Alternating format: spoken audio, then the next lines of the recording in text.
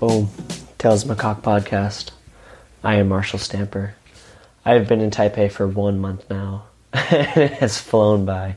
It feels like 3 months. I've been working at this job, been teaching these kids English, babysitting, I call it. Every day I have a 2-hour break and just kind of wander around the mountains.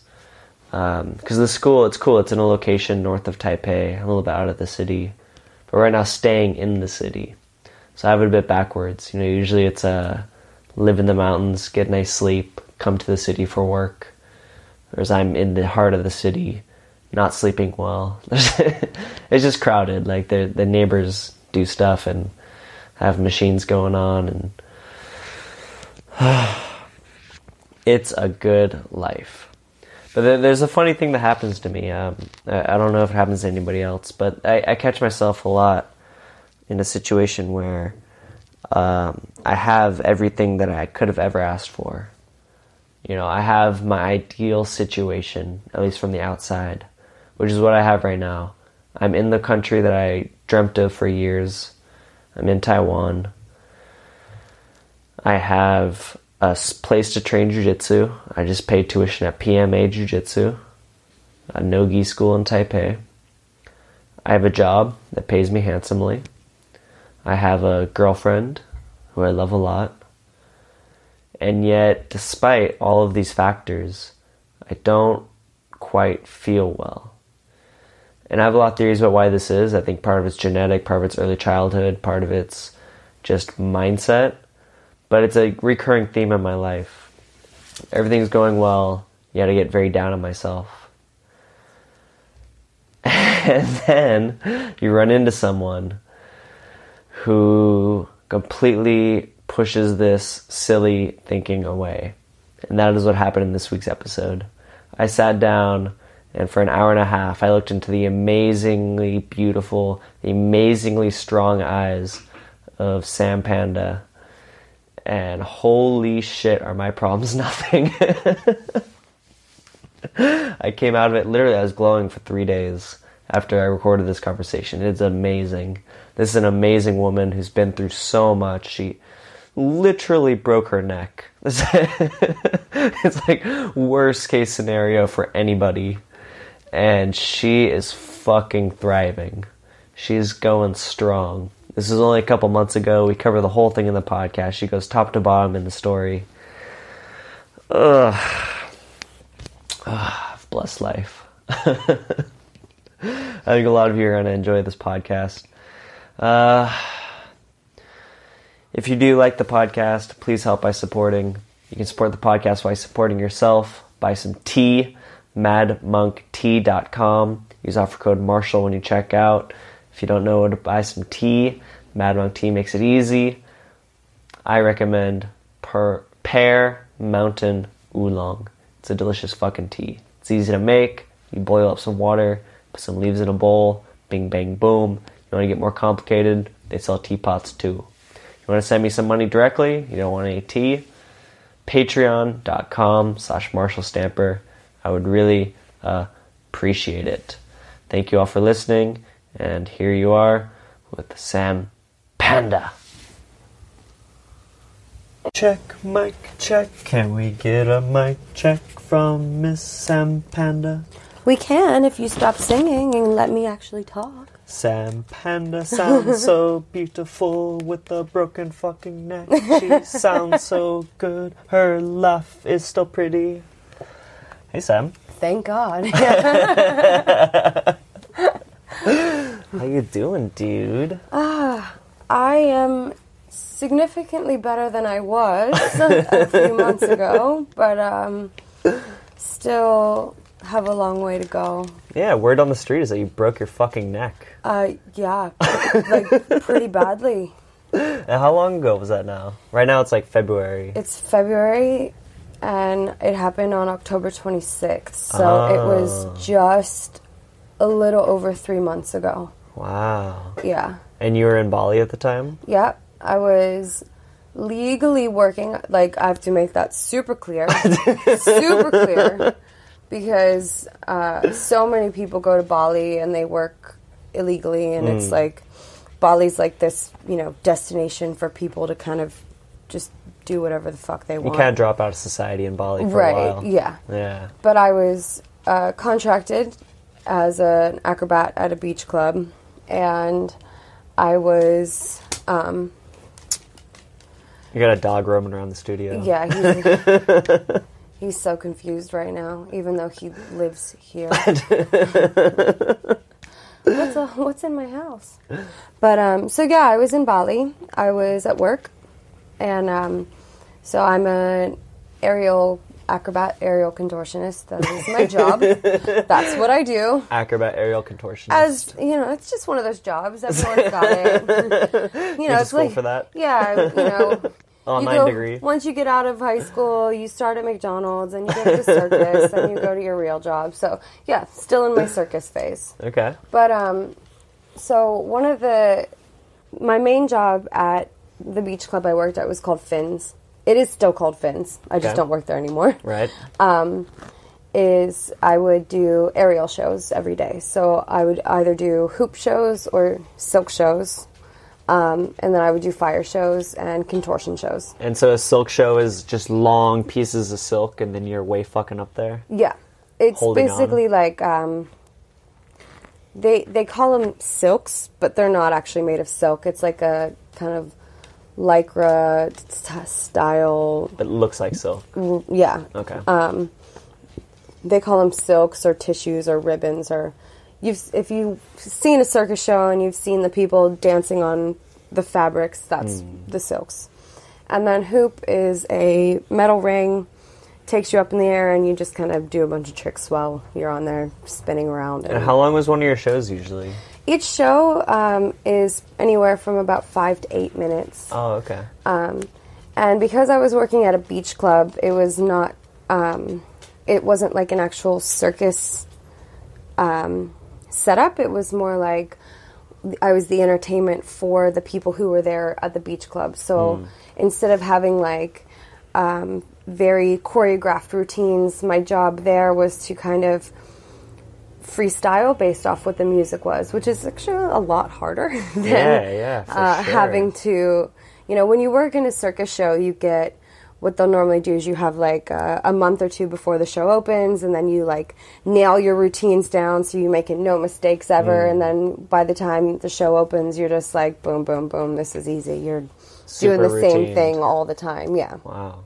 But this type of job is a little bit different, where you kind of have to go off of what the audience is paying attention to. You have to see what the music the DJ decides he wants to play that day, the vibe, kind of how it feels. So if you've got people who are like, they're really excited and they really are watching you, then obviously, you're going to want to bump your tricks up and do more cool things and impress them. But if they're more chill, then you want to make it a little bit more flowy and pretty, and just kind of like, you need to match the environment. I'm sure a lot of it, when that comes out, is your mood as well. Yeah, it definitely is. If you're in a bad mood, it's going to be hard to, I don't even know what example I would use. Yeah. Like, I understand this. Yeah. I mean, it's true, though. Like, especially, like, if you have some ideas and you're really pumped up, you've got some cool things you want to do. So you go up there and your shows are like, bam, you're going to blow it out of the water because you're great. You're in this great mood. And sometimes, if you're feeling really down, you have these, like, emotional, oh, look at me doing this performance. Oh, my heart is bleeding on the stage. But, you get some, at a beach club, it's a really cool environment. A lot of people are really into it. So it was a really an awesome place to work, which is, like, it's so unfortunate to say that, because it's so heartbreaking that it was taken from me.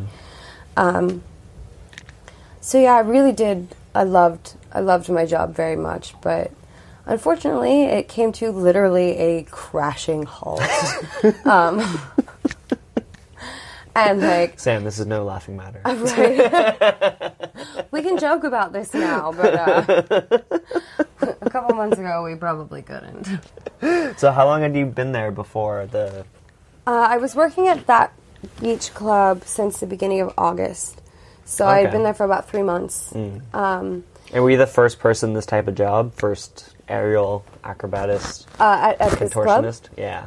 There's another girl who was also an acrobat, not quite at the same like level as I was. She would do a bit of hoop, and she would do a lot more dance. And then I would do more of the like contortion and fire and the fucking crazy insane shit. part. Yeah.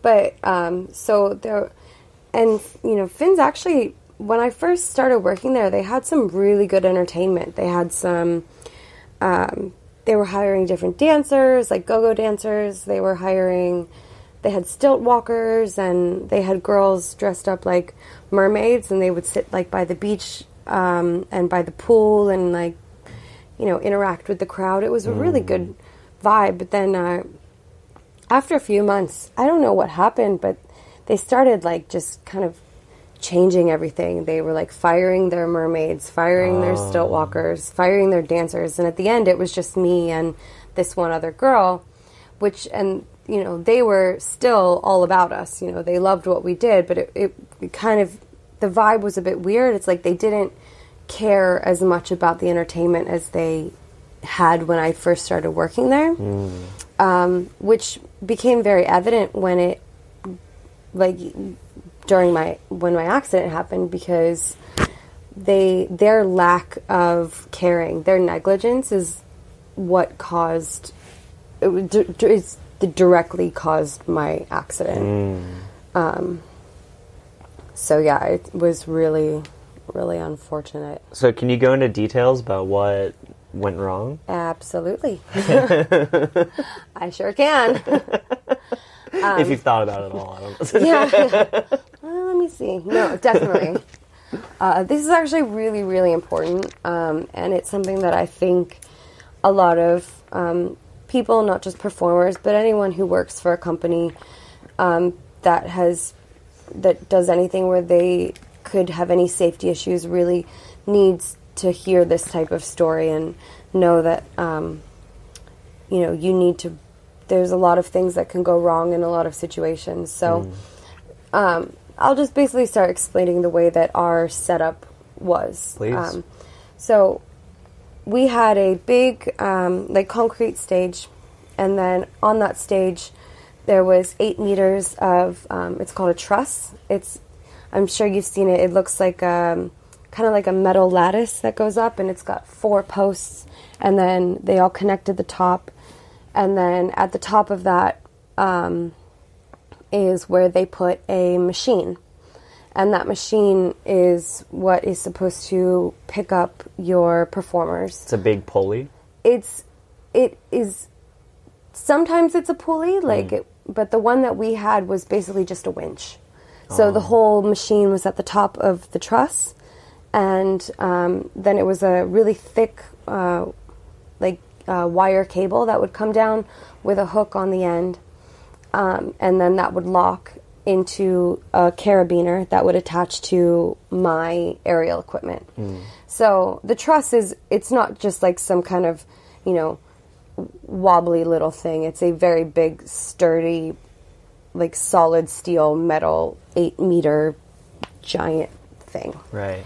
And so that's what we're suspended off of. And this is typically the proper way of doing things. This is the way that it should be set up. And a lot of aerialists use machine winches to pull them up.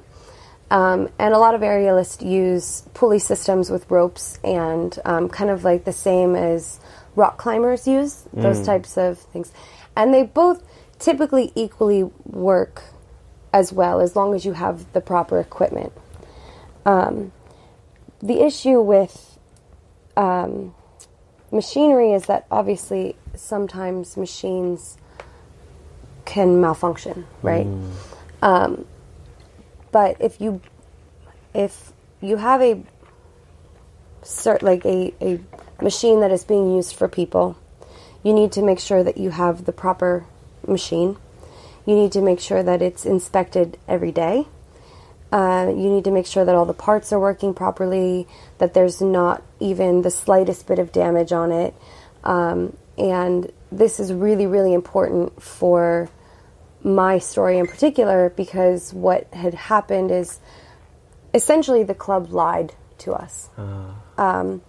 So when I first started working there, we had one machine, and after about a month or so, the machine started to malfunction, and the owners of the club said, okay, we're not going to use this one, we're going to buy a new one, which it happens. Machines, they get old, especially, we were right on the beach, there's salt water, right. There's a lot of, rust and shit. Rust and things that can get in there.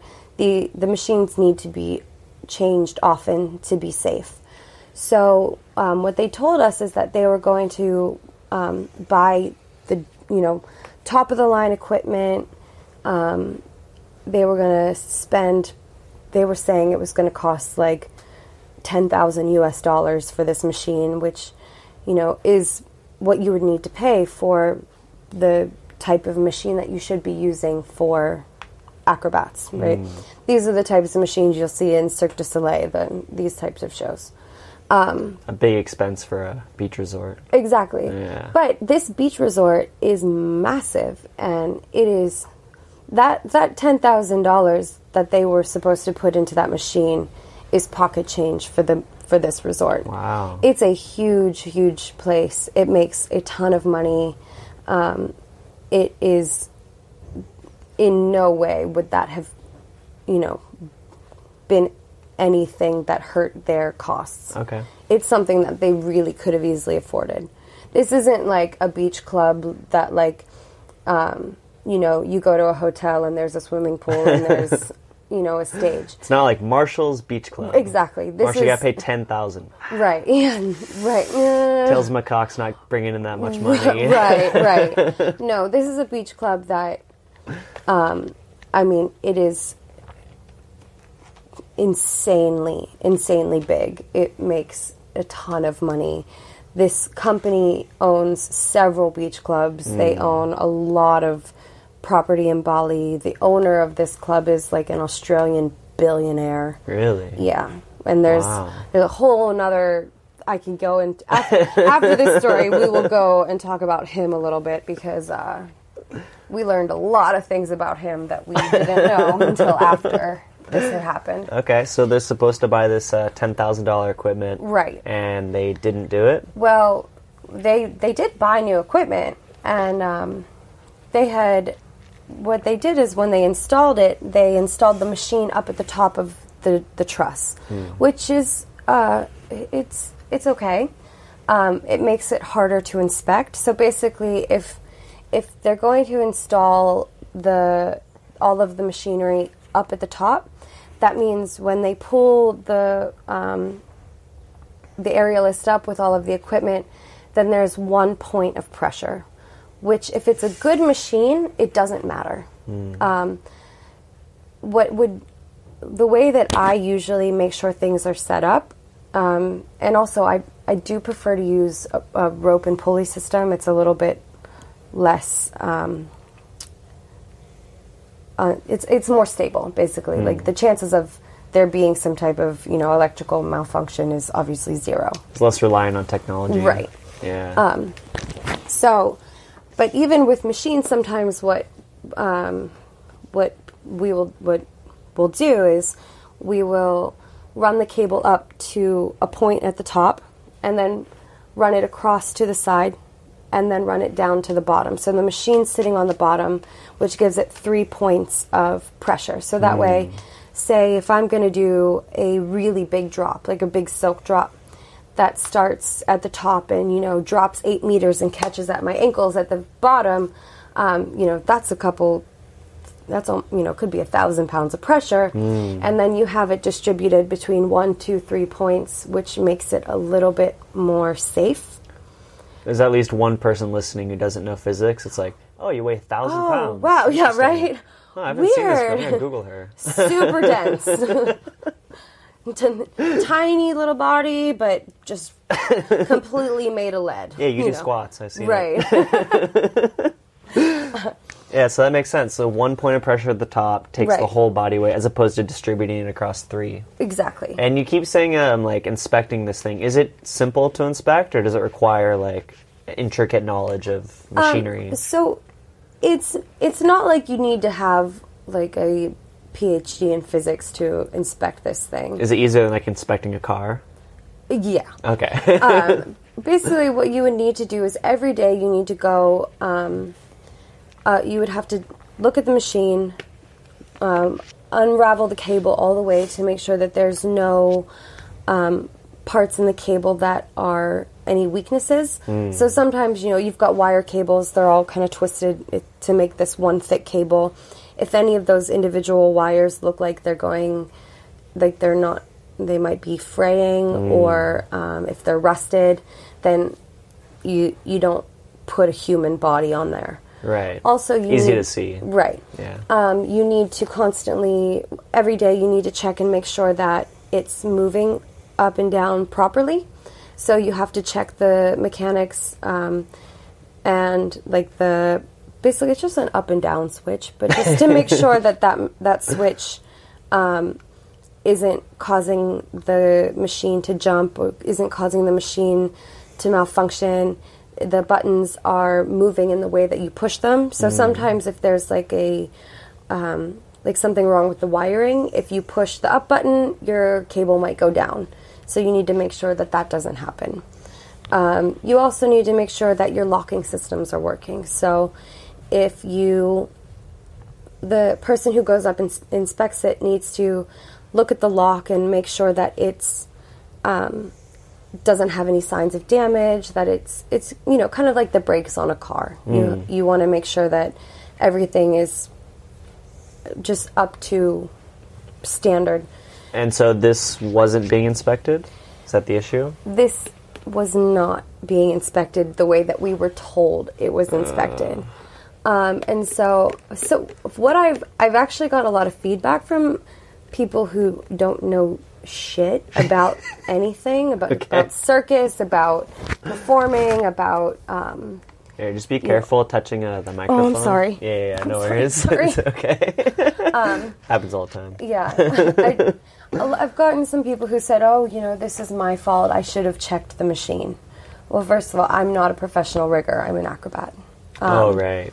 What I can do and what I do before every show is I always pull the cable all the way out and then look myself to see if anything looks wrong with the cable, and also just to see if the cable's running smoothly. So make sure it's not skipping as it goes up, because it's someone else's job to look at the machinery. Right. It's absolutely somebody else's job to go up.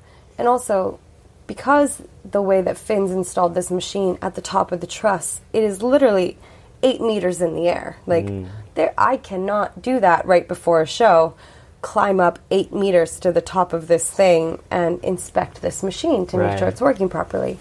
It's not my job. My job is to be a performer. It's the job of the company to make sure that the performers are safe, that they have medical staff on hand if something were to go wrong, that they have trained their staff to take care of something if they're in case of emergencies. That's the responsibility of the club. Yeah, so what went wrong? From what I was told is that sometimes, well, first of all, the first thing that they did was they lied to us and told us that they bought this expensive machine specifically for circus. I later found out that instead they bought a cheap winch that is not made for human loads. The problem with that is that a winch is only supposed to go up and down. So basically it can lift something up and it can take something back down, but it cannot withstand pressure. If you're going to, let's say, it's, for example, like a construction site, you have a winch that you would attach to like some 2x4s, and it brings it up to like a higher level, and then you can bring them down. Those 2x4s aren't going to be bouncing up and down. Right. They're just going in one direction up and down. But on human loads, and especially for performers, we're dancing, we're moving, we're twisting, we're dropping, we're doing different movements that are not linear. You're going every direction. Exactly. So that was the first mistake. The second mistake is from what I've been told. I haven't looked at the machine since. I haven't been back since. But someone had went to check out the machine that was there, and they took from what I was told is that the company took the locking mechanism off of the machine. So when you pull the cable up and you stop it, there's a lock on it, so that way it can't drop down. However, this lock prevents the cable from swinging out like this. Move your hands side to side. Sorry. Yeah. We're not on TV. Got you. Right. It prevents you from going out like a swing, right? Like any type of pendulum motion.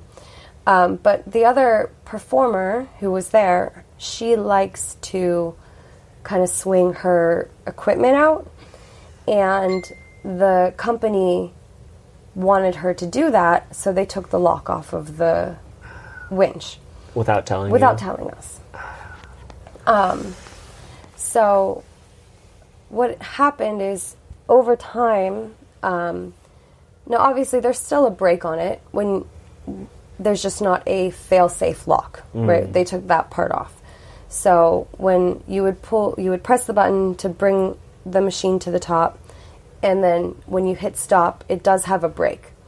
But over time, because especially the performances that I did, my silk routines, my drops are very, very big. They're very hard, and they create a lot of force. I've seen some videos of you, and they make my heart stop. Yeah, now that I look at them, they make me want to throw up. Absolutely insane. Anyone who hasn't seen them, she's literally flying through the air straight down, and then comes to a complete stop, somewhere way high up. Yeah. And most of the time... Like maybe a rock climber falling off a rock. Right. Yeah. Doing some type of flips or tricks or back bends and catching... Sometimes even only catching by one ankle. Yeah. And it's a lot of pressure. But over time, that much pressure had worn away at the braking system on the winch. So now we've got a winch that's not even made for people, a fail-safe that has been taken off, and gradual pressure that has just been pushed and pushed on this one brake system, and now it's not functioning properly.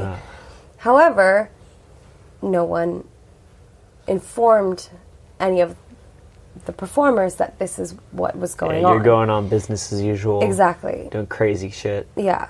In fact, even that day, I got a message from my boss who said, hey, everything's looking good. This is what time your schedule is. This is the time that you have to perform. Be here. This, the same type of message you get every day from your bosses saying, this is what we want you to do for the day. And he says everything's looking good, meaning everything's the machine. Looking good, right. I had actual confirmation that day that with the words, everything's 100% good to go. Right. So... and so was it a drop that it gave out on? It was. However, it was not on the silks, thankfully, because silk drops are way heavier than hoop drops. So what I was doing on the hoop was, imagine the circle, and I had my hanging by my knees on the top bar of the circle. So circle here, hanging on the top, bottom bars underneath me. Can you kind of have an idea? Yeah. I'm freaking out because I actually drew an exact picture of this. I have to show you.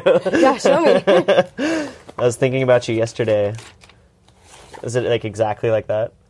Yeah, except this part, I was hanging on this top part here. Okay, so you're on the top part of the hoop, hanging by your feet. Hoop. Yeah, hanging by my knees.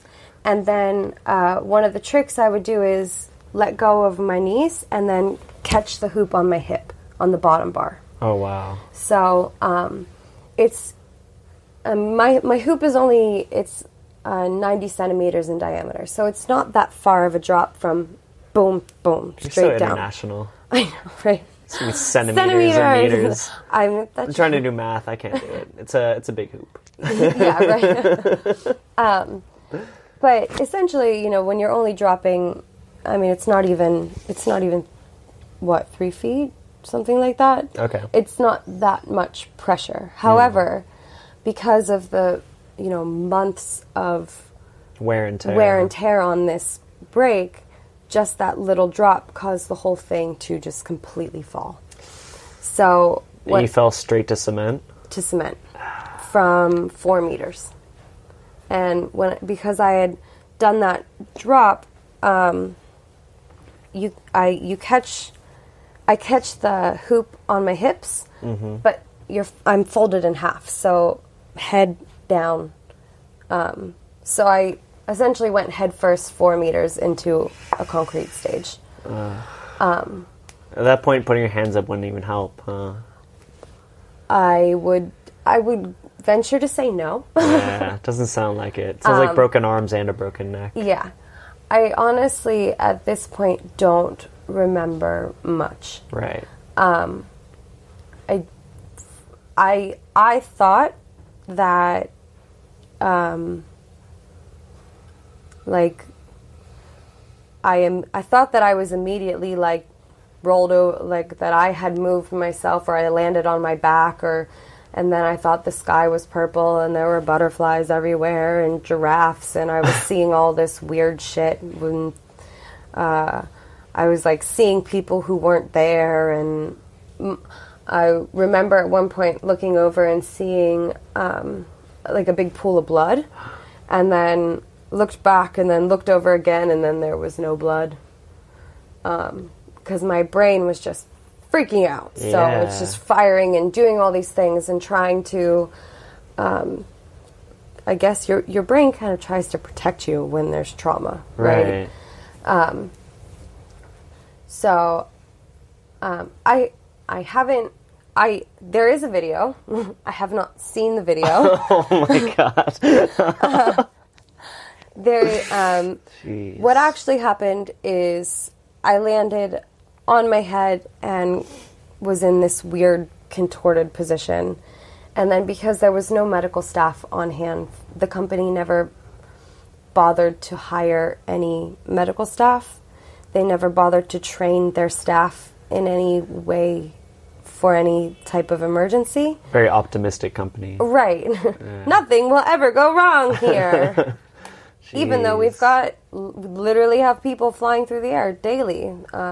So who was do you know the first person on you? I do, and the first person who was there was actually, he's my manager / assistant. His job was basically me. He was the one who made my schedule, and he would assist me with helping check my equipment, but he was not in charge of the rig. Right. He was not in charge of any of the technical stuff. He was just in charge of me. We would pick the costumes for the day. We would pick, whether we were going to do a hoop show first or a silk show first, or what time we were going to do fire. And right. So you're laying there crumpled over, and he comes over and flips you over? Flipped me over, yeah. Okay. And he got slammed for this. Because this video went viral. Okay. And it was, people saw him flip me and move me after this. Not what you're supposed to do? Absolutely not. Really? Yeah. What are you supposed to do? If someone ever, sorry, I'm trying to scratch my back and not touch the microphone at the same time. Okay. Very noble effort. Yeah. So if for anyone listening, if anything ever happens, and if you ever see someone get a neck injury or any head injury or any injury that looks like it could be have spinal, neck, back, anything, you just do not touch that person at all. Really? Yeah. Because very counterintuitive. Yeah. The damage that you could do by moving someone could cause paralysis or death. It's just, the spine is such a sensitive part of your body, and it literally controls everything. It's like thread, right? It is, yeah. So what happened is my assistant. He's my assistant. He's my manager. He's my friend. He's someone who I love and care about very deeply, and I feel so bad for him in this situation because he did what anyone would have done if, like, any non-trained person acting out of love. Yeah, and I mean, he and I are very, very close. I love him very much, and I know he feels the same about me. And the first thing he did was panicked, and he wanted to make sure that I was okay. So he went over, and he just tried to help. And it was not his fault. And the blame absolutely is on the club for not having the proper people there to do what needed to be done. So it really was unfortunate. The amount of backlash that he got from doing that was... Internet backlash. Of course. Internet backlash. But not like legal backlash. No, of course not. Okay, no. Okay. No, the legal backlash is not going to him. Absolutely not. So what was the next step? They call an ambulance? Does Bali have ambulances? It does. Okay. Thank God. When he went up and he did that, there were actually a few people in the audience who were trained nurses and medical professionals. It was a full crowd. Okay. This unfortunately happened in front of a lot of people. Like how many? Hundreds? 100,000? Oh, yeah, the world, everyone. Halftime of the Super Bowl? Right. There was, I would say probably at least 100 people there. It's quite a big club. Okay. And so when this happened, there were a few people. I'm trying to because I don't remember. I'm going off of people who have seen the video, people who were there, and a lot of what other people told me. Because in my mind, I was like, look at the butterflies and the flying llamas. Everything's weird. Could you feel anything, or no, just nothing. Numb? I had no idea what was going on. Wow. So I had a few people from the audience who were, medical professionals on holiday. Of course. Come up and kind of help make sure that no one moved me again. They had me laying on my back, and one woman was holding on to my head and shoulders to make sure that it didn't move. And then another woman was trying to get me to move my feet. And I don't remember if I could or not. And then at that point, there was a guy who grabbed my phone, which happened to be recording everything. Oh. And I do remember telling him that I needed him to call my husband. And so I had someone call an ambulance, someone call my husband, and I don't know how much time passed, but I do know that it was not a quick wait for the ambulance to get there. Yeah. Which is another thing that this club failed on, is that, even if you don't have acrobats, if you have a beach club that has a pool, if it has people who are drinking, if it has anything, you should have a way to make sure people are safe. And there was just essentially no safety standards there at all. So it took us quite a bit of time to get from the stage to the ambulance, to the hospital.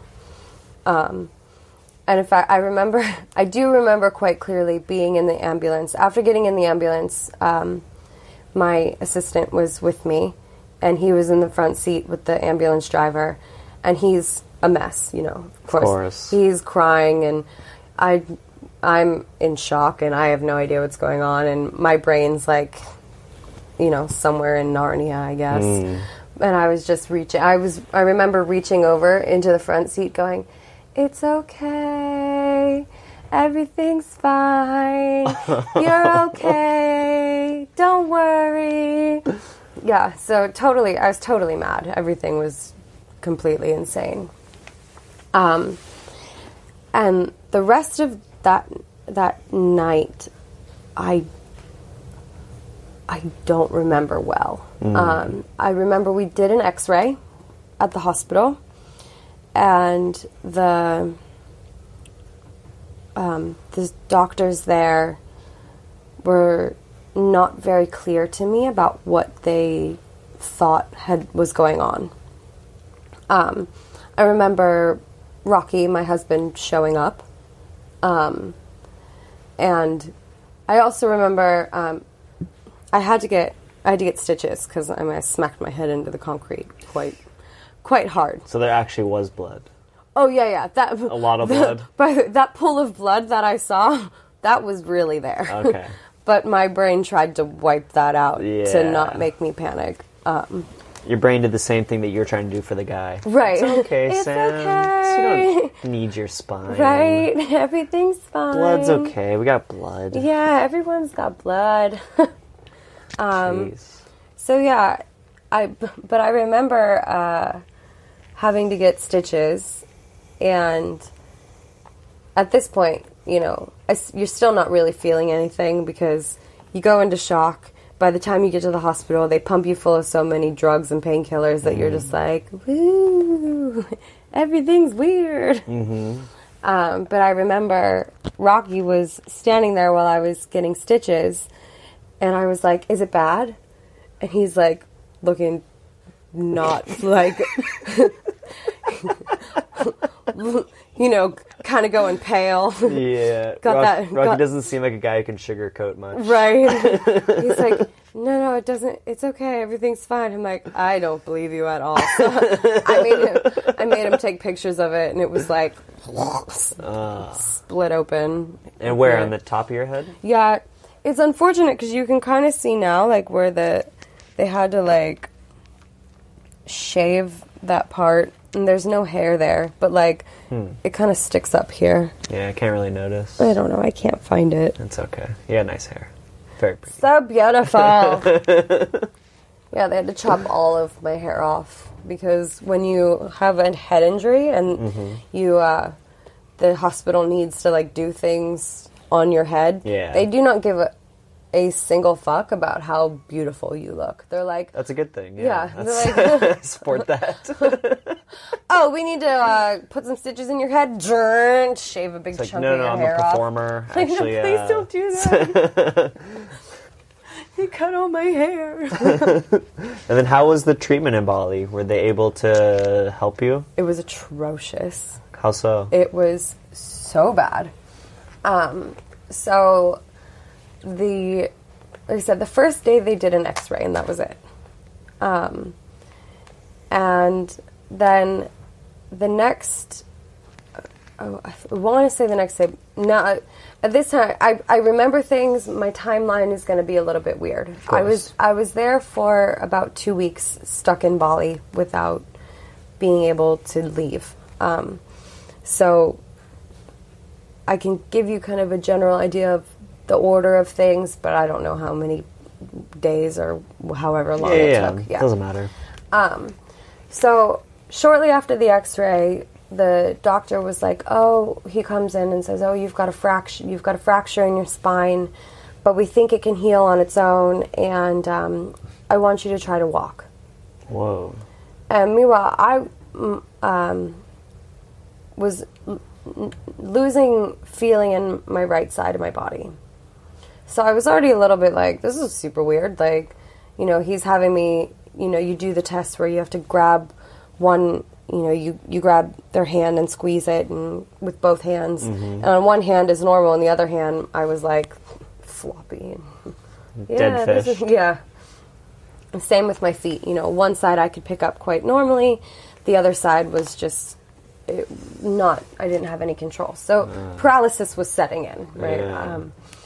But he's telling me I need to walk. I'm like, this is if I were able to think rationally, I would have been like, what in the hell do you think you're doing? Yeah. Telling me to walk after dropping 4 meters on my head and only doing an x-ray. But because my ability to think clearly was not a thing. You're on drugs at this point. Yeah. Yeah. And I was super concussed. Oh, yeah. I was like, oh, this is what my doctor told me to do, so I have to do it. So, but I did wait till my husband was there, and I was like, oh, you know, the doctor says we have to try to walk. So Rocky kind of helps me stand up. By the way, my husband's name is Rocky, for anyone who's listening and doesn't know me. When I say Rocky, that's my husband. I don't Actual feel name. like... Yeah. He's a human. He just that's walked his right name. past us. He's been here the whole time. Yeah. So Rocky comes, and he kind of helps slide me to the end of the bed, and, you know, picks me up in a way that I'm, like, fully leaning on him. And I go to take one step, totally collapse, can't do it, have no support, no weight. Right side is going into, like, full paralysis at this point. And, but in my mind, I'm like, the doctor says I have to walk, so I have to walk. So I was like, we got to get to the bathroom. We have to walk to the bathroom. So, like, have you ever seen those like, YouTube videos of, like, where people are holding their dogs above the water and the dog thinks it's swimming and it's just going like this and paddling its feet? This was pretty much how I walked to... Oh, jeez. Rocky just picked me up and I moved my feet but didn't actually do anything. And air walking. yeah, I just wasn't possible. Yeah. Obviously, you know. Understandably. Yeah. Looking back now and knowing what we know now, of course not. Yeah. So you think the doctors hadn't seen this type of injury, or? Oh, absolutely, yeah. Yeah. And also, not only that, they only did an X-ray. Yeah. You know, it's not enough. You know, if someone has any type of hardware damage, hardware being, you know, bone, ligament, whatever, anything wrong with your body, you need CT scans, MRIs, X-rays. There's a lot of different things that you should really want to thoroughly check out. Like, you know, it's kind of like, you know, going into the ocean and taking a cup of water and looking at it and going, oh, there's no fish in this ocean. Okay, fine. You know, it's just not getting a good view of everything. Yeah. You know, if you really want to study something and know what you're looking at, you need to look at everything. And did this hospital even have those options? They did. Okay. But they waited. I didn't get an MRI for 4 days. So I basically sat in a hospital bed with a broken neck for 4 days without them even having the slightest idea of how bad it was. So after we tried to walk, now meanwhile, when this happened, the doctor wasn't there. He tried to avoid me a lot. I was trying... Really? Yeah, he was super rude to me. When he would show up, he would kind of say a couple things and then he would leave, and I would try to call him in and he would not want to come see me. And You think it's just a man in over his head? I think that. I also think... I think there's a lot of other things at play that are... You know, I don't want to say things that could get me in trouble for saying them, but I will say that Indonesia is a very corrupt country. People, and there is mafia, and I know that the company I worked for is associated with mafia, and I like I said, I'm not going to say this was the thing, but I'm just saying this is a possibility. Can't say for sure.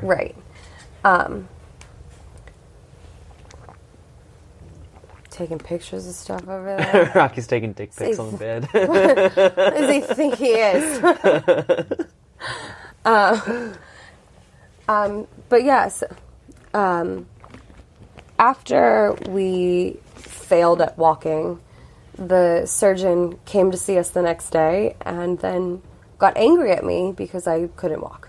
Really? He was actually yelling at me for not being able to walk, which of course made me just in a full-on panic. I was like, I don't understand what am I doing wrong? Like, what do I do? Because 1, concussion, 2, full of drugs, 3, completely irrational, and 4, just not understanding what's going on. Wow. Because in my mind, he's telling me I should be able to walk, and then if I couldn't walk, then I must be failing. Why am I failing? This must be my fault, right? Yeah, we've grown up to trust these guys. Right. So finally, after a few days, they decide they need to do an MRI. And I remember they did the MRI, and the doctor didn't even tell us about it. So they do the MRI. He comes a couple hours later. A nurse comes in. I ask her if they have my MRI results back and if they can explain them to me because I want to know what's going on now. And she comes in, takes the MRI, has the pictures of the MRI in her hands, hands them to Rocky, and then leaves. And we're like, what are we supposed to do with these? Like, yeah, not an obvious thing. You know, not clear at all. I'm an acrobat, and he's a MMA fighter. Like, yeah, you know, us looking at MRIs is like means nothing to us. Absolutely nothing. Jeez. So what we did is was the language barrier an issue at all, or just no, because unprofessionalism? It's just very unprofessional. Yeah, in Bali. It's such a big tourist destination, especially for Australians. Yeah. So everyone there speaks English because they cater to Australians. Mm-hmm. So we have these MRI pictures. We don't know what to do with them. We have these X-ray pictures. We're not getting any answers. The surgeon comes in again, and as I'm trying to ask him questions, and he starts to yell at me because it was his holiday, and then he was blaming me for him missing his holiday. So I'm trying to figure out what's wrong with me, and he's like, I'm missing my holiday because of you. I'm sorry? Jeez. What do I... Let me go back in time? Yeah. How dare I do this to you? So what we did is basically we just took pictures of the MRIs and the X-rays that we had and sent them to I have a friend in Bali who was a physical therapist, and then Warren, for anyone who doesn't know, Warren Wong is our owner of Taiwan BJJ. Head honcho. He is, and he's a doctor. He's a surgeon. So, and he worked in ER. He's got his own practice, and he's pretty much the number one person I go to if I ever have any type of medical emergency. Basically, if I stub my toe, I'm like, Warren, I need you. Help me. Very good guy to contact in this situation. Right. Yeah. So we sent everything to them, and still at Bali, they're telling us, oh, you just have a minor fracture. This is, you know, we think it can heal on its own. Stay here. And immediately, the physical therapist in Bali and Warren were like, "You're real bad. You're in some real bad shape right now." And unfortunately the X-ray and the MRI machines that they used in Bali are quite outdated. So it was enough that they could see that there was some severe issues. The bones were broken. The C5 vertebrae was broken in quite a few places, and pieces of it were pressing into the spinal cord, which is what was causing the paralysis on the right side. How far down is C5? C5 is one at the top. One is where your head, like your skull meets your spine. Okay, first one you can feel. Right. So as you go down, C5 is slightly above where your shoulders would be. Okay. So it's right there. That one. Like top of the shoulder blades. Yeah. So that's the vertebrae that I had broken. So now at this point, we know that we need to get out. Because this doctor, the surgeon, didn't even think that we needed surgery. Jeez. The hospital is treating us just abhorrently. It was starting to get really scary. Yeah. And the whole time, up until this point, I'm thinking my company's on my side. They're telling me they're taking care of me. They had put me in this VIP room, so I had this, giant room. Apparently, the room was like a room and a living room and couches and all this. I don't know. I couldn't see it. I was stuck in a bed. It doesn't matter to you at all. Yeah. But, they had put me in this good room, and then all of a sudden, they stopped talking to me. And then the heads of the head of the entertainment department said, I can't handle this anymore. You need to talk to the CEO. And then they're saying, we need to, you can't talk to anyone who works at Finn's anymore, and you can't do this anymore. So They started to really cut me off. So now we're starting to panic because... For legal reasons, do you think? Yeah. Severing ties. Yeah. In fact, they sent in at one point a bunch of big dudes to kind of threaten me and say, hey, we need you to go onto Facebook and take off any, on Facebook where it says where you work. Yeah. They're like, take that off your Facebook page so that it doesn't say that you worked for us. Whoa. And I was like, that's a weird request. Like, of all the things that we should be worried about right now, like, Facebook really shouldn't be one of them. Gross. And also at this point, people who were at Finn's when it happened and then started to learn how Finn's was handling the situation, they were refusing to fly me out for treatment. They were refusing to pay for my medical bills. They were refusing to get a medevac. They were refusing to help me in any way. They started to just attack their Facebook. They attacked them on Yelp. And rightfully so. Yeah, I mean, definitely. Absolutely. Kudos to them. But then Finn started threatening me. Meanwhile, I'm lied up in a hospital bed. Nothing I can do about it. You're not doing anything. They're telling me, you need to stop the war that's going on against us. I was like, how? It's social media. There's nothing I can do. Do the splits. Yeah, right? I can't. They're like, jeez.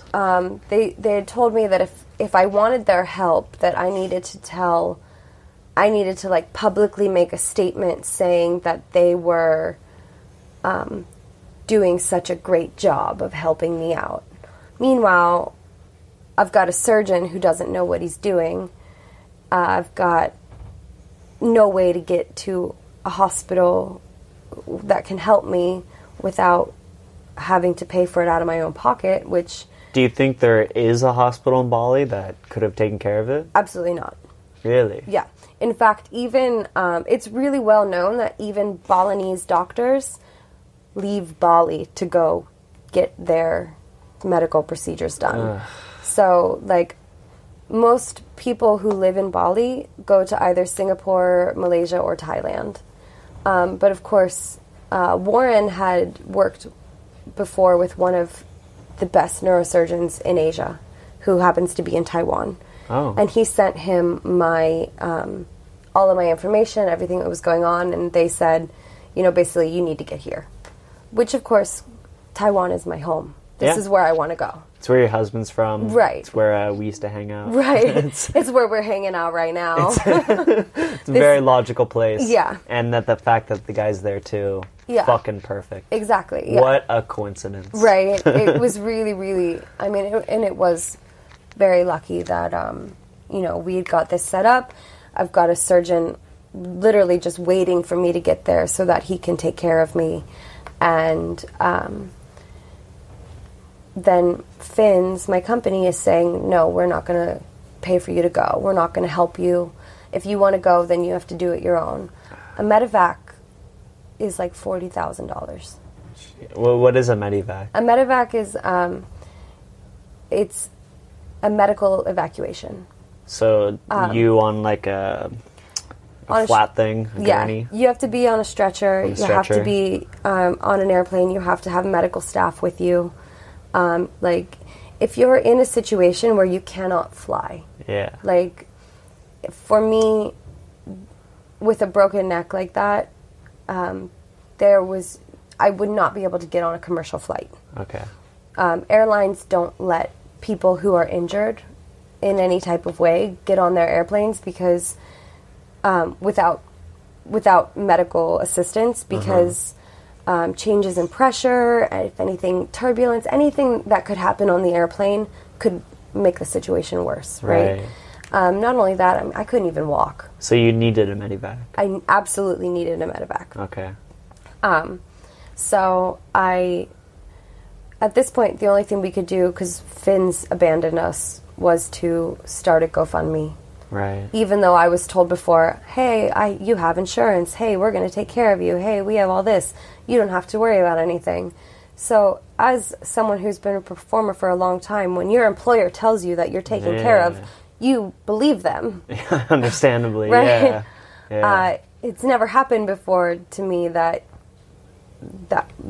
someone would bullshit me like that. Mm-hmm. But unfortunately they did. So we had to set up a GoFundMe.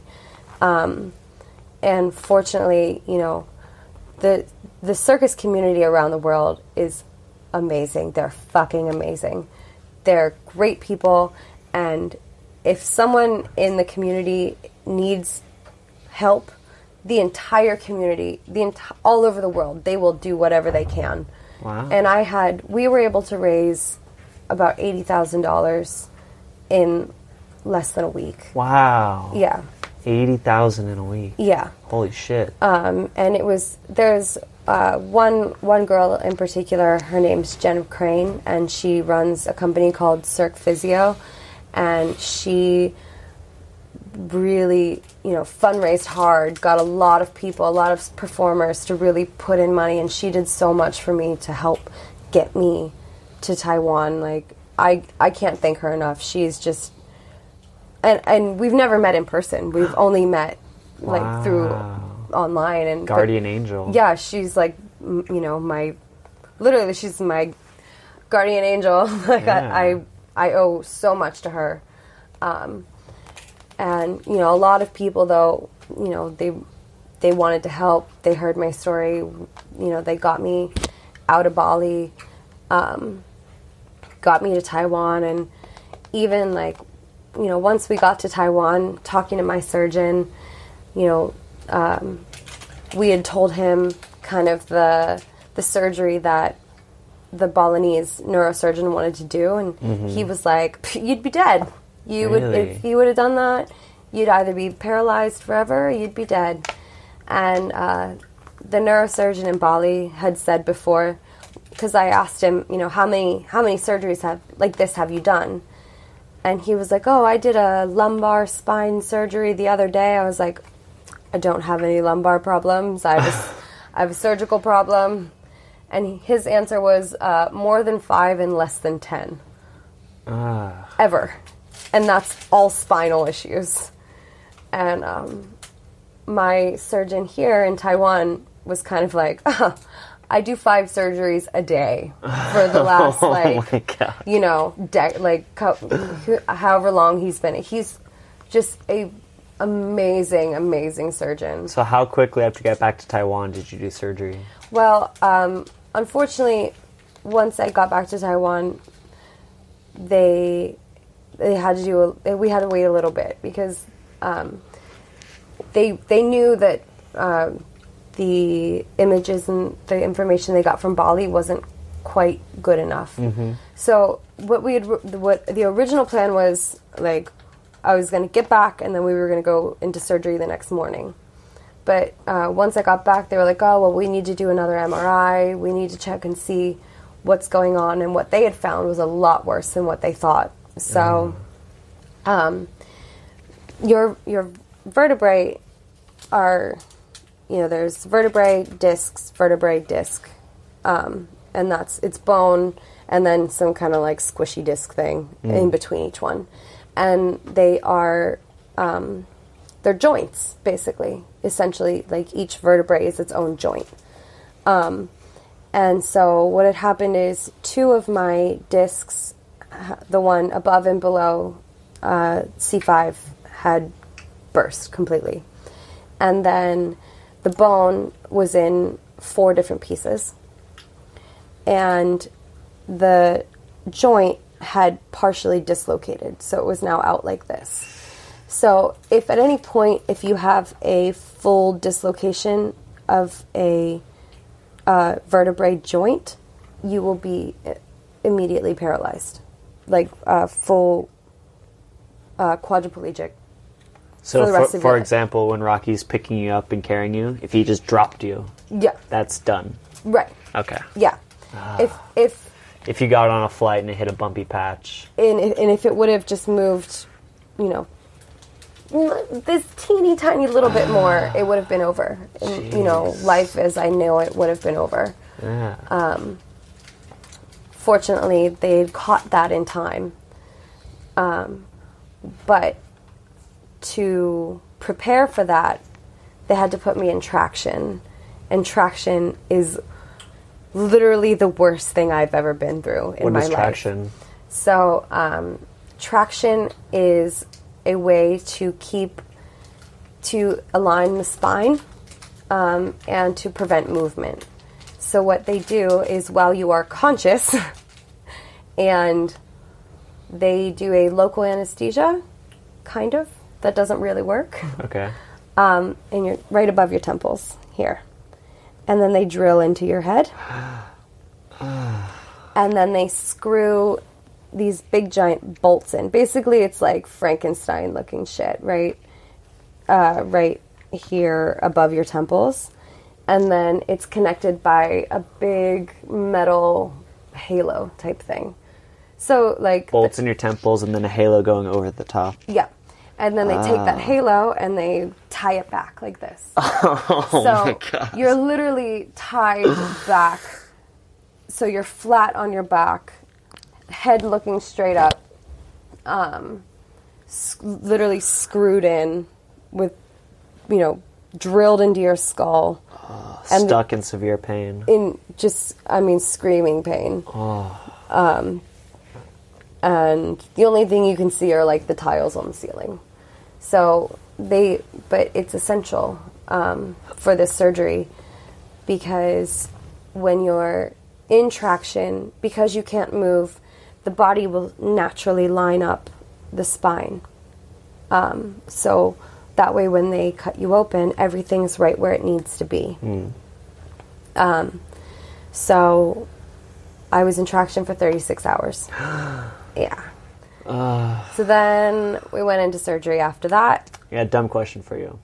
I have hopefully not a dumb answer. Go ahead. Sleep's impossible in traction. It is absolutely impossible. Okay. Yeah. Sleep's impossible most of the time when you're in any type of pain like this. Yeah. I would say, even now I don't sleep well because quite traumatic. It's yeah.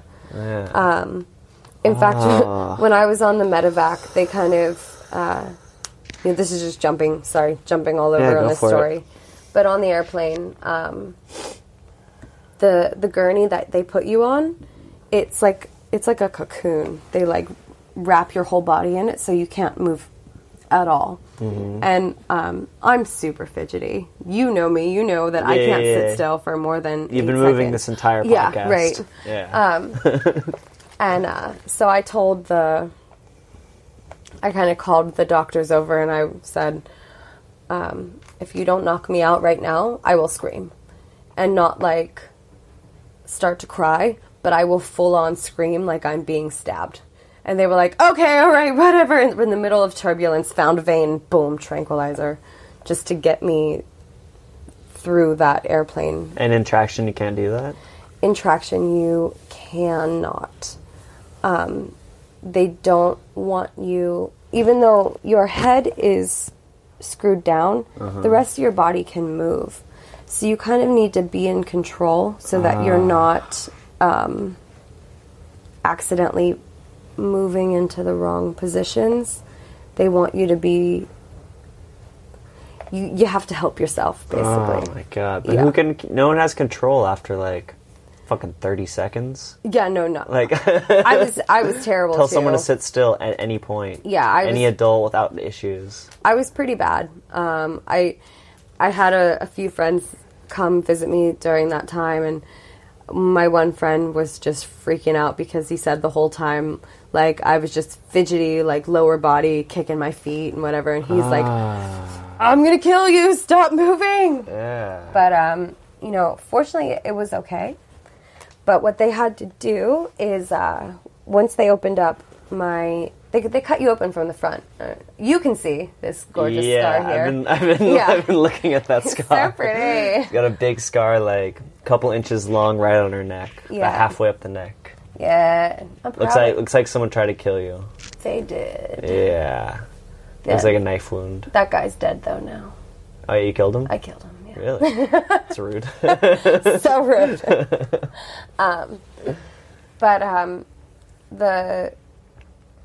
The bone was so damaged that it couldn't be fixed.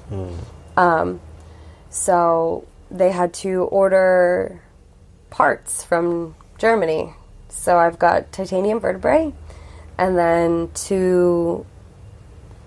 some other material, artificial discs. Like Wolverine. Yeah, and it's like adamantium, I guess. Okay. Pretty. We can go with for sure. Yeah. Soon, I'm working on like getting it throughout my whole body so I can start shooting it out of my hands and stabbing people. But I recommend against this. This is a podcast of peace. Oh, but you're also a strong, independent black female. Who don't need no man. I mean, hopefully this guy, but Well, I mean, I like him, but I don't need him. Yeah, I feel you. Okay. Yeah. So but yeah, they did the surgeon. His name's Alex Liu, by the way. Props to Alex Liu. If anyone ever needs surgery in Taiwan, neurosurgeon in Taiwan, like, he is the absolute best that there is. Did the surgery. He did an incredible job. Saved my life. Saved my ability to walk. Saved my ability to move. Physically has made me human again. Emotionally, mentally, those other parts, they don't heal so well. Yeah, it's gonna take a while. Yeah, but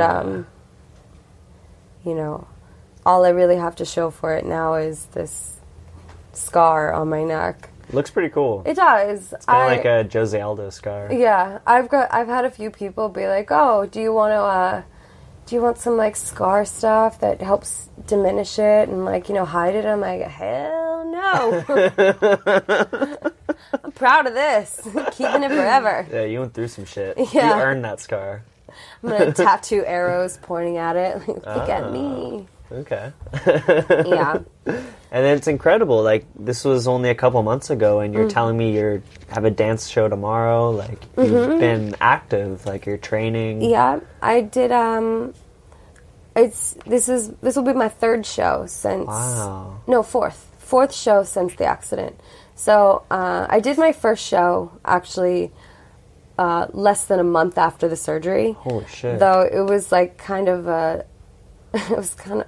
Don't tell my doctor. He probably wouldn't be very stoked to know I did it.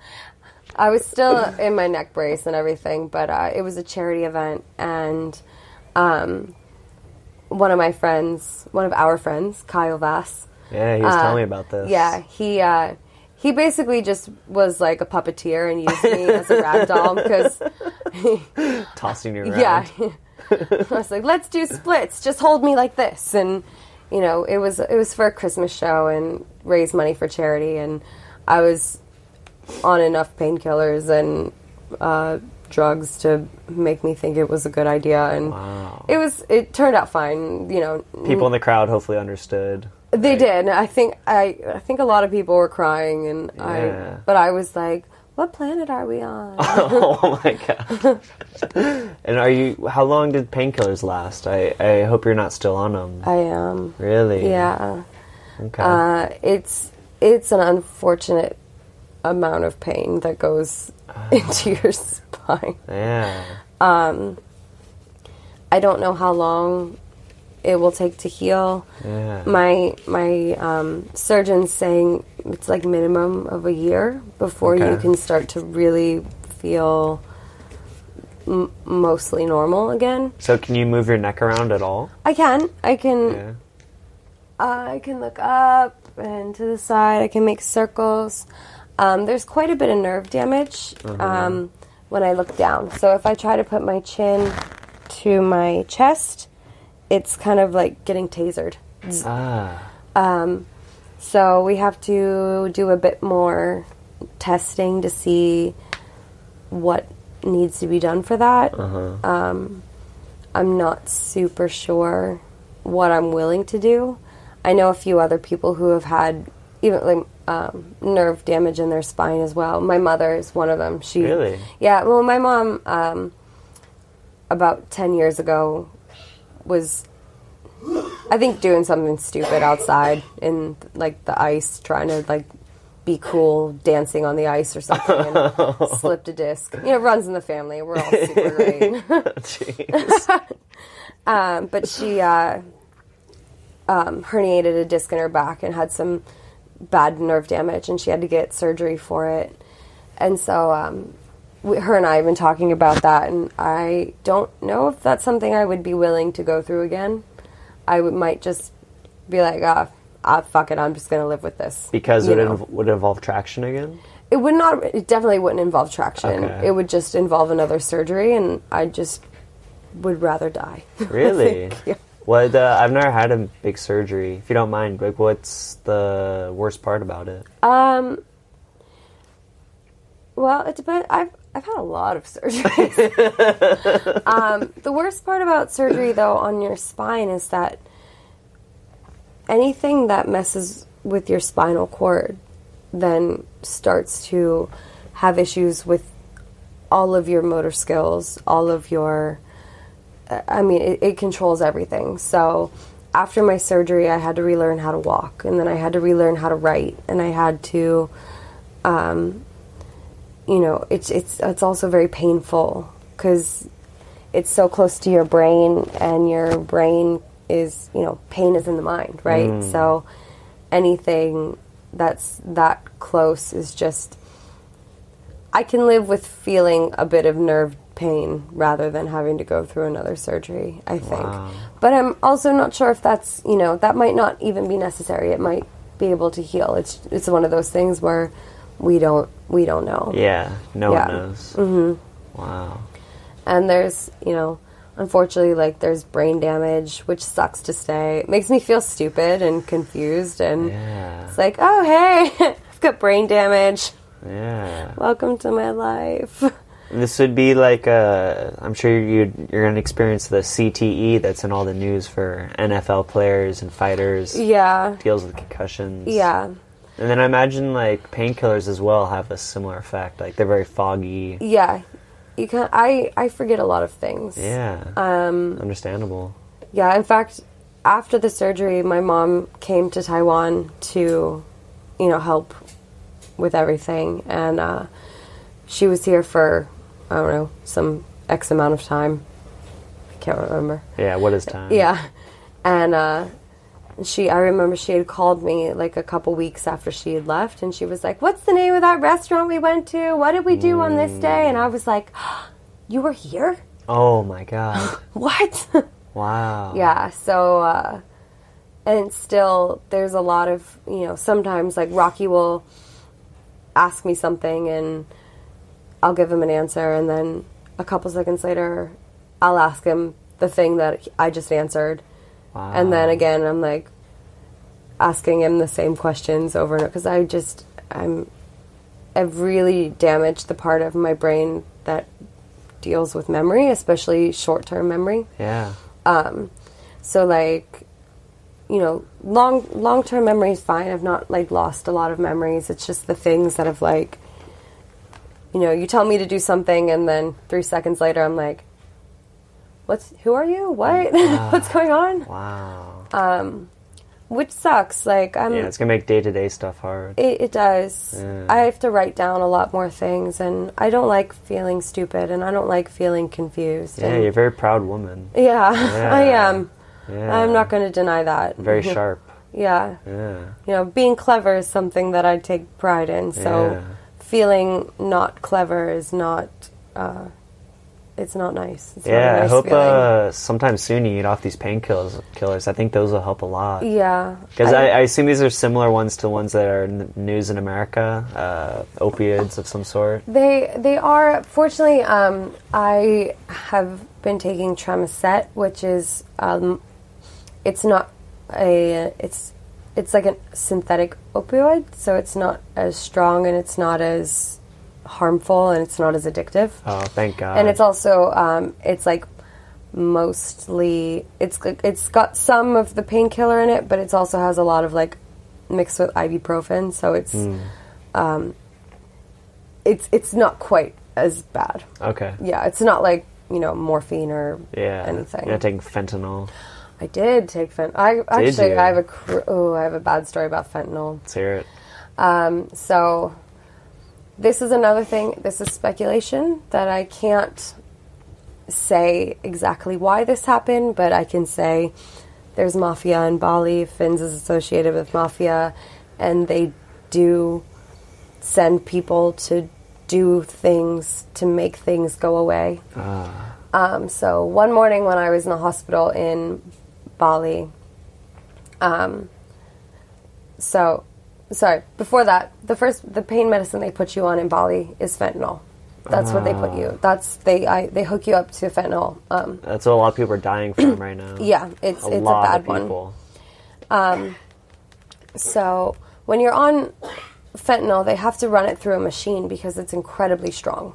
Mm-hmm. So it's not just like an IV drip. Like if you go to the hospital and see someone on an IV, it's like the bag that the drip comes through.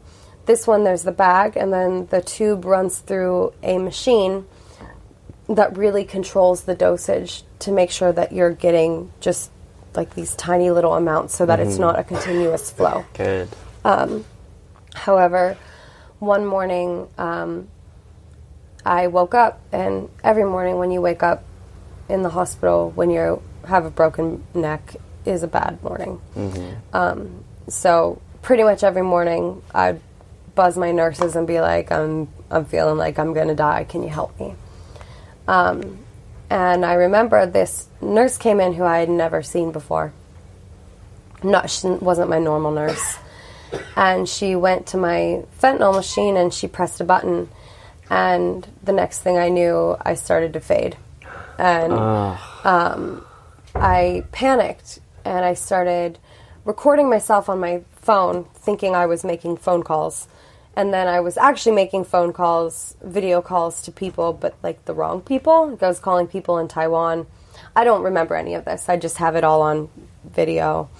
And I was just not making any sense. Was totally overdosed, completely. I just blabbering, nothing. I can't tell you what it was like because I don't remember. Yeah. I just remember the nurse coming in, doing something on the machine, and then starting to feel this. Oh no, I need to get a hold of somebody. And then by the time Rocky showed up, I was not conscious. But fortunately, I was okay eventually. But Survived. yeah. Made it through. Wow. Made it through an overdose. That's terrifying. It is pretty Jeez. terrifying.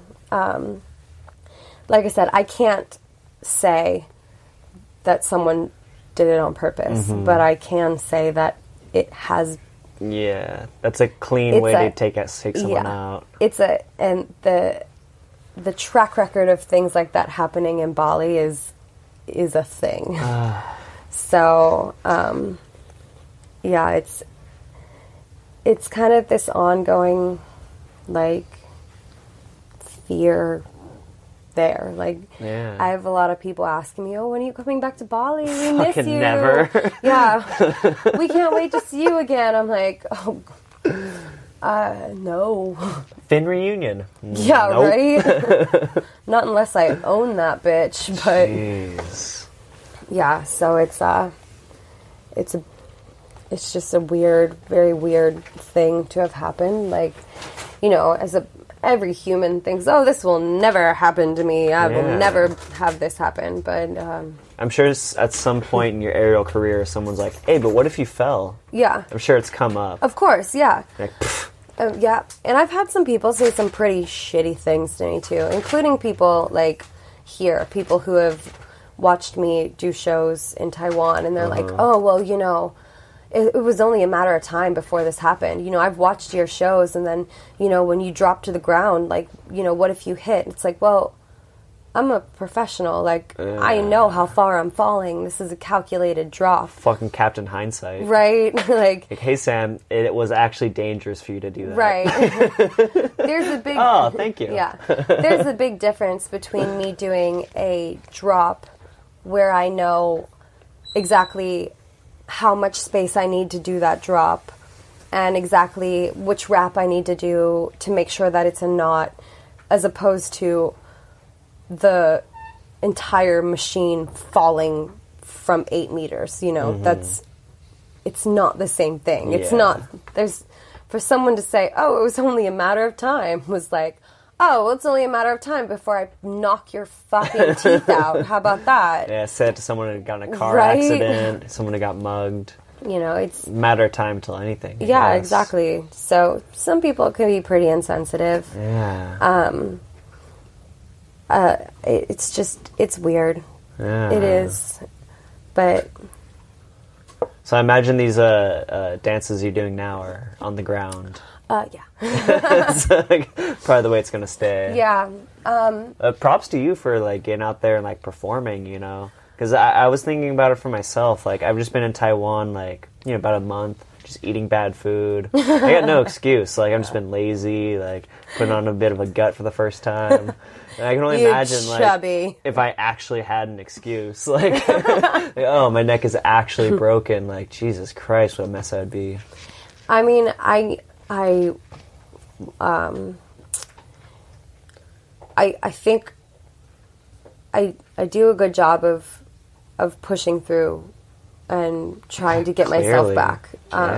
You know, because that's who I am. You know, that's my life, and that's what it's such a huge part of just being me. You know, that's how I define myself. I'm a performer. I'm an acrobat. I'm an aerialist.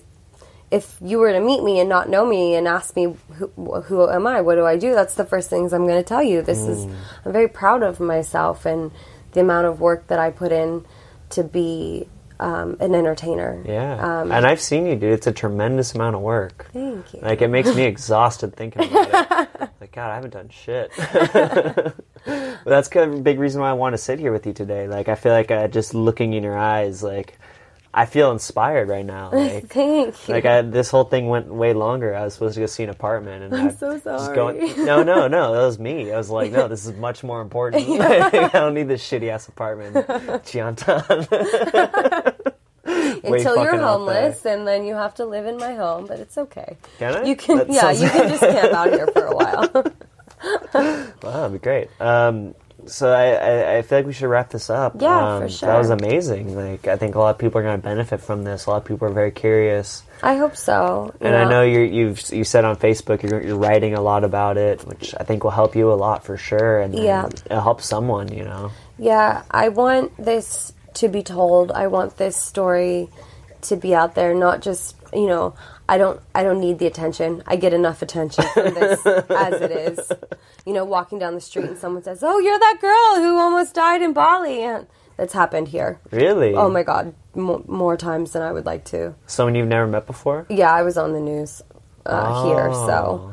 Wow. Oh, I know you. I'm like, no, you don't. Please don't. Oh God. But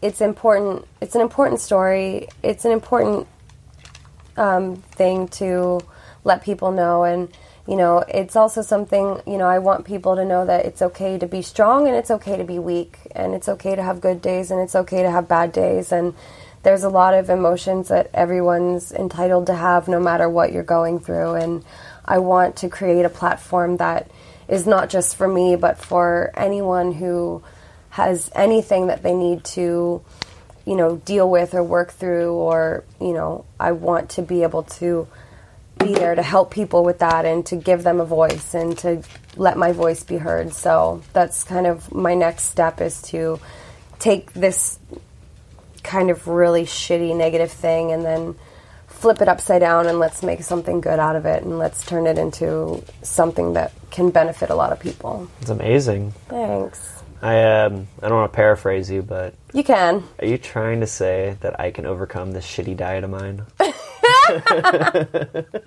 No, sorry. I think you're screwed. The shitty self-imposed. Sure, so I can overcome my laziness and train jiu-jitsu like I love. Your life is over. Just give up now. That's amazing. How can people get in contact with you? You got a performer page, you got Instagrams? I do. I have all of those things. My performer page is Samantha Panda. Samantha Panda. Yep, Samantha Panda, like the bear. And my Instagram is SSPanda_. SSPanda_. Yep. And you got a standing dance routine here, or is it going to be every week, or just periodic? So as of right now, it's just a bit periodic.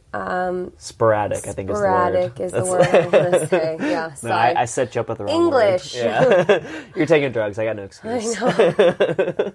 Shh, don't tell people I'm on drugs. Just kidding. Okay, so sporadically performing. Yeah, check the performance page, Samantha Panda. Yeah, got some things will be a bit more consistent in a couple months once I get a bit more healed up, and got some big things coming. So, but I'll announce that on my pages and everything. So awesome. Take your time. Yeah, thank you. No rush. I love you, Samantha. Thank you for doing this. I love you too. Thanks for it. Thanks for listening, guys. Bye.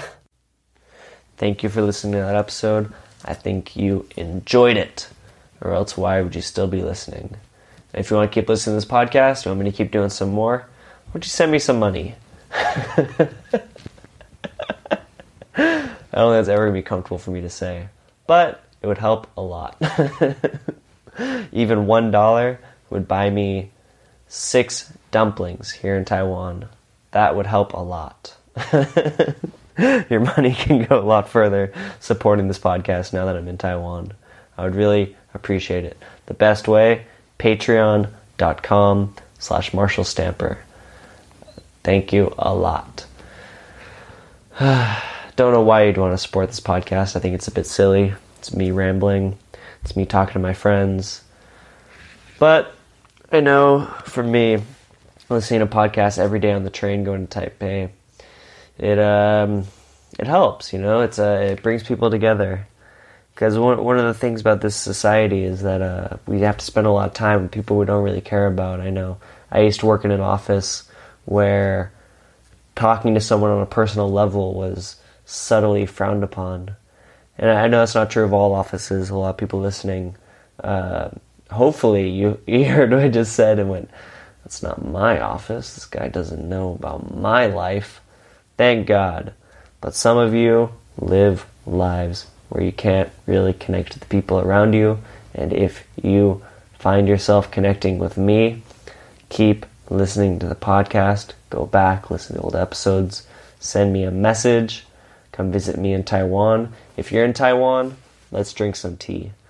I know I get lonely. So I listen to podcasts, and I hope by putting out these podcasts, in some way, I'm making the world a little less lonely.